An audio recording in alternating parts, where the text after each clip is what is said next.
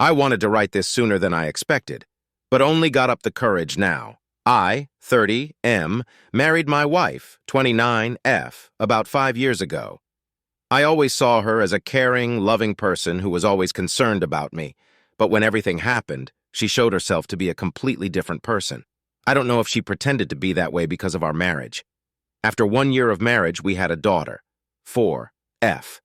She is absolutely the love of my life. I adore her.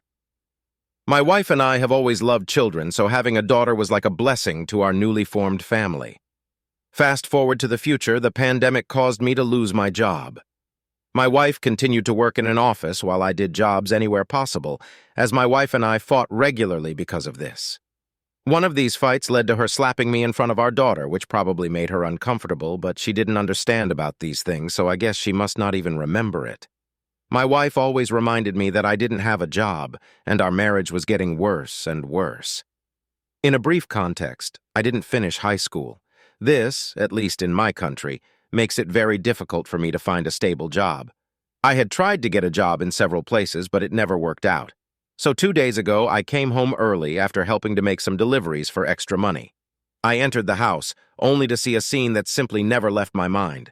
My wife was there in the kitchen having sex with a guy from her office. She saw me staring at the scene, completely unresponsive. She screamed in horror at the sight of me. I just wanted to walk over there and kill that guy, but I somehow managed to keep calm. I left the house with my wife's car keys in my hand since I don't have a car and needed to pick up my daughter from school. She came out of the house a few minutes later with messy hair, tired, and with red cheeks. She was probably having sex with that guy all afternoon. She looked at me, crying, telling me that she loved me and that she was sorry. I didn't know what to say. The only thing I could ask her was, "How long have you been doing this?" Which she replied, "Please, this was the first time. I didn't know what I was thinking." It was a lie. I wanted to believe her, but I couldn't. I got into the car without saying another word, driving to my daughter's school and picking her up. I needed to relax, so I just drove to some fast food place and bought us snacks. For a few seconds, while I was eating with my daughter, I forgot what had happened. After spending an hour with my daughter, my wife texted me, saying that she loved me and was very sorry for what she had done, and that she was at a friend's house in the office so that she could relax. I didn't answer anything. I drove home only to find that guy sitting on the sidewalk looking down. I got out of the car and put my daughter to sleep in our former house, then got out of it. I just watched him turn around, crying, saying that he didn't know she was married. I asked him to explain, and he said that she basically lied to him. He told me that she said that she was single and that her ex-husband lived in another state, and her daughter lived with her. He told me they never had sex in the bedroom, and that she always wanted this on the living room or the kitchen. That is why they never had sex there, since that is the only place where there were pictures of me and her together. And if he found out, he would probably freak out and stop to hook up with her. I asked him the same question I asked to my wife. "How long have you been doing this?" And he answered that they had been having this affair for 3 months. I didn't know what to say. I stopped feeling my body completely. I've never been so devastated in my entire life. I told him to go home, but he told me that he didn't have a car and that my wife brought him to my former house, and she was the one who drove him home. I felt a little remorse from him. Maybe he was telling the truth. Maybe he was truly sorry.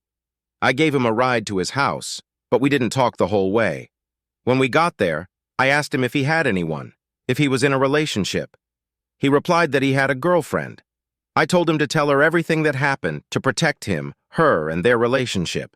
I said that she would probably freak out, but remembered him that he simply wouldn't be able to continue a relationship knowing that he cheated on his girlfriend.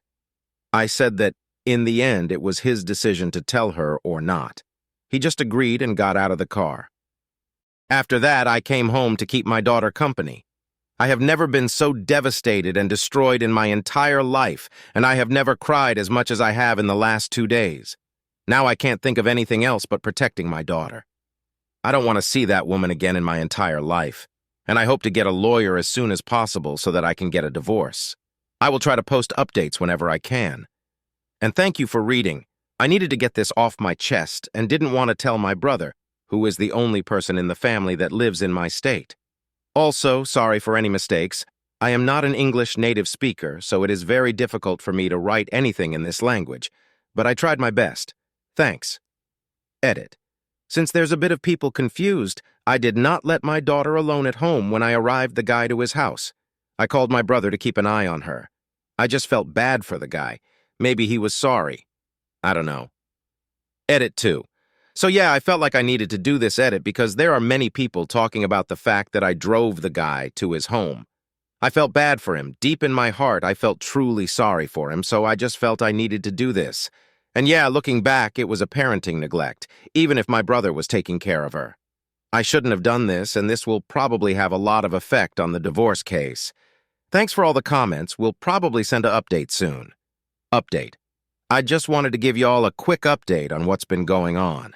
Right now, I am already contacting a lawyer about what all happened, and he said that my situation, it's not so good, and that I will never get 100% of my daughter's custody, and the best option is to try to get a 50-50 custody, which I accepted immediately.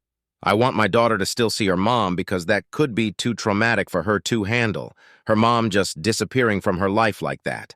Thanks for reading my comments, and I will stop editing this post because I don't know if Reddit has a character limit on these posts. So if anything new comes up, I will update in another post. And BTW, thanks y'all for the kind words and comments. I felt really appreciated, and all those advices helped me a lot.